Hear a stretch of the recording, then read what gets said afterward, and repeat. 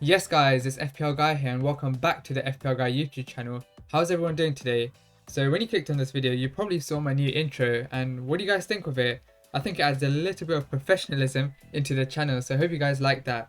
So yeah, you probably saw from the title, today I'll be showing you guys a wildcard draft, and one of the best ones in my opinion that you can make for game week 4. I'll be showing you guys two drafts, one with Lukaku and one without him. And on the day of recording this, there's actually been some news about Lukaku, which I'll obviously read out to you once I move on to the draft with Lukaku in it, so you guys are aware of his situation. And as always, if you guys enjoyed today's video, please consider subscribing to the channel and also dropping a like on the video. It really helps out the channel and I'd very much appreciate it. With that being said guys, let's jump into the first draft. So I currently have a budget of, let's see, 100.2. You guys may have a little bit more of a budget or maybe a little bit less, but I'll show you guys an overall team which you guys can take some ideas of. You don't need to obviously copy it. It's not a team to copy, it's just a team to give you guys some ideas. But I think this is probably the best wildcard team that you can make for Game Week 4 if you have decided to click that wildcard button. So in goal, I think the players that I have already are probably alright. So Sanchez, he's got some decent fixtures in the next 5. So this is one thing I want to mention. If you're wildcarding, and whenever you wildcard, not just for Game Week 4, but whenever you wildcard, you want to look at the next 5 fixtures as a minimum, because obviously you don't want to use too many transfers straight after your wildcard. You want to make your team sustainable for the next 5 game weeks at least. So looking at Brighton's next 5 game weeks, they aren't too bad, and he's been doing alright as well. He's got 1 clean sheet so far, but I do expect him to get a couple more. And the other thing is, I always want to get a 4.5 keeper, especially now that there's so many premium options to choose from. I really want to just maximize my budget in my outfield players, so therefore I'm going for a 4.5 goalkeeper. The first man in defense is going to be Trent. He's looked decent in the starting games, and these fixtures that are coming up for him are just going to boost his points substantially. I can see him getting a couple of assists and definitely some clean sheets in the next couple of game weeks. The second defender that I'll be choosing is going to be Christensen from Chelsea. The reason is, he's pretty much nailed on now. We know how solid Chelsea are going to be, and with these fixtures, they are very nice, especially after game week 6 going to game week 7 onwards. There's going to be almost a clean sheet every game. I can see it happening. Against Liverpool, they had 10 men and still managed to not concede in the second half, so let's bring him into the team. Alongside him, we're going to get in Ayling. Now, apart from the Liverpool game in Game Week 4, Leeds also have a nice run of fixtures, and we can even see him getting a couple of crosses into the box and a few shots away as well. And that's what we like to see, and currently he's still at 4.5 million, so a decent price in a decent team with some very nice fixtures.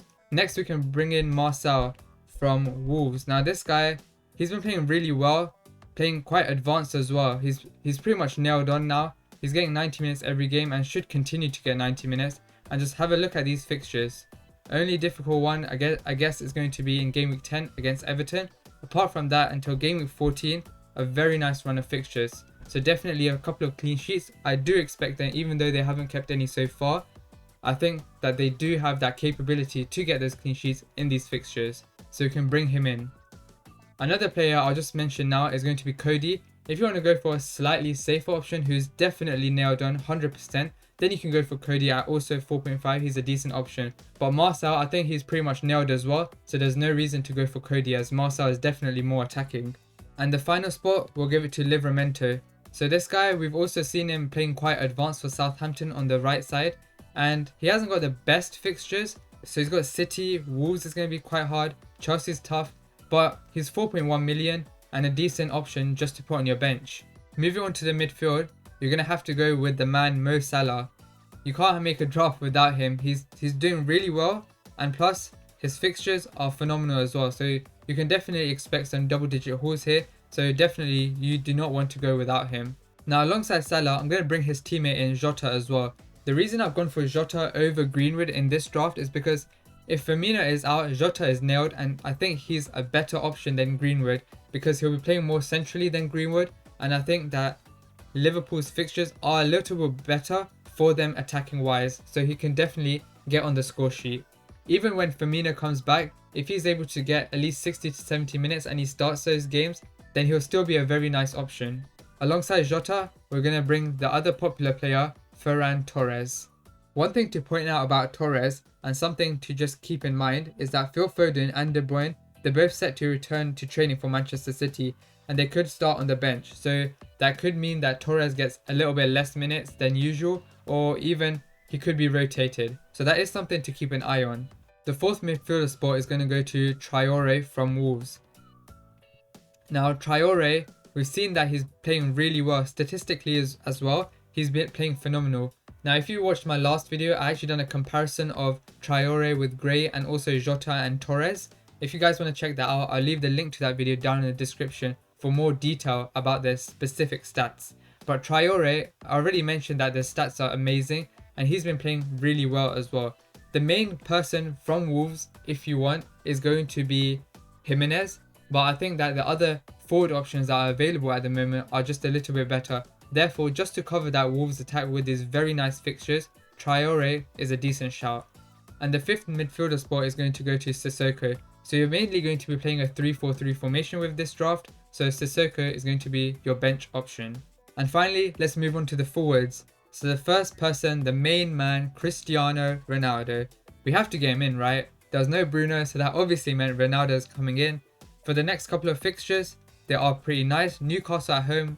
If he starts, there's no reason he can't get a hat-trick. So Ronaldo is in this team. Alongside him, we're going to go for the very popular and a man that started phenomenally this season, Antonio. He's in really good form at the moment. His fixtures are decent and I expect his momentum to carry on against Southampton. Even United, he can get something. And the rest of his fixtures are fairly decent as well. So he's definitely staying. And then finally, we're going to go for Calvert-Lewin, a man who is on penalties. Again, I did a comparison of him as well in my last video, so if you want to check that out. Benitez did mention that when Everton get their first penalty of a game, then Calvert-Lewin will take that penalty. If they somehow get a second penalty in the same game, only then Richarlison will take it. So pretty much Calvert-Lewin is nailed on for penalties, and with these decent fixtures, as long as he's fit to start, then definitely he's a brilliant option to pick. So there you go. I think this is probably one of the most optimal draft that you can get. 0.0 for me in the bank. You might have a little bit more left if your team value is a little bit better than mine. If it's a little bit lower than mine, you can probably downgrade Livramento to a 4.0, or even downgrading Sissoko to Mendy, who's actually 4.4, just to squeeze a little bit more budget out if you need it. So we'll mainly be playing a 3-4-3 formation with this draft. You could also go for a 4-4-2 if you really want to. So I think this is the most optimal draft for Game Week 4, a wildcard draft I should mention. The other options are the obvious, like Sarr. You can get Sarr in instead of Traore. You can get Gray in. He's also playing very well. But I think Traore, with these fixtures and with his attacking ability and the stats that he's put up so far, I think he's probably one of the best in that price bracket. So this is draft 1 without Lukaku. Let me know what you guys think of this draft and whether your team structure is similar to this, or if you disagree with some of my picks, let me know what you guys would do instead.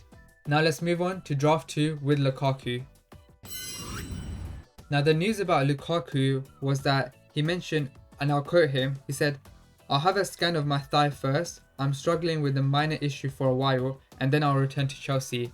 So keeping that in mind, FPL have put him up at 75% of starting, so I'll get him in, and the man that I'll remove would be Dominic Calvert-Lewin. So let me bring in Lukaku, and let's see, yeah, he's up at 75% chance of playing.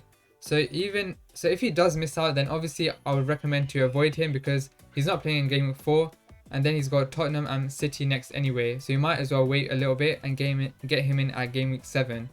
So let's just say he does play and you really want to get him, then there's nothing wrong with that. Against Aston Villa, he can definitely perform. So Dominic Calvert-Lewin makes way for Lukaku. So to make up that money, the two players in midfield that I would remove is going to be Torres and Jota. So you could pretty much say that the two players which have a slight rotation risk, you can remove those guys. And instead of them, I'd get Ben Rama back in. And he's playing really well as well. So against Southampton, definitely we could see some points there. But I don't think he's as essential as Antonio. And then the other player is going to be Gray. And I already mentioned that he's been playing pretty well as well. He has got, I think, 2 returns so far in Game Week 2 and 3. Yep, a goal in each. So he's definitely someone to also keep an eye on. He could be quite consistent with these goals. I don't see many double-digit hauls, but definitely some consistent points. and the coming fixtures are really good as well. So this is kind of a replacement for Calvert-Lewin, you could say, to cover that Everton attack. And then we're still 0.5 short. So what I'll do is remove Christensen, even though Chelsea are probably one of the best defense in the league. I'll remove him and get Sanchez from Spurs. Now, he won't be playing in game week 4 because he'll be isolating, but we won't play him in that game week anyway. We could avoid game week 5 as well, and then afterwards he has some decent fixtures, and so far Spurs have kept a clean sheet in all 3 of their games so far. So in game week 4, instead of playing Sanchez, you would play Trent, Marcel, and then you can choose one from Ayling or Livramento. So that's the structure that I would probably go for if I were to go with a Lukaku and Ronaldo in the same team. So let me know down in the comments, assuming that Lukaku is fit to play, do you prefer the team with or without him? If you're wondering what my plans are going into game week 4, I'll be making my team selection video as always in the next couple of days, and I'll be releasing it closer to the deadline. And just a heads up, personally I won't be using my wildcard. I think I can get by this game week with a -4 hit, and I'll obviously explain that in my next video and my plans for game week 4. One final thing to mention is that if you haven't already joined the FPL Guy mini league, then the code is at the top of the screen, or you can find the link down in the description, so definitely join that. And with that being said guys, I'll catch you guys in the team section video. Take care.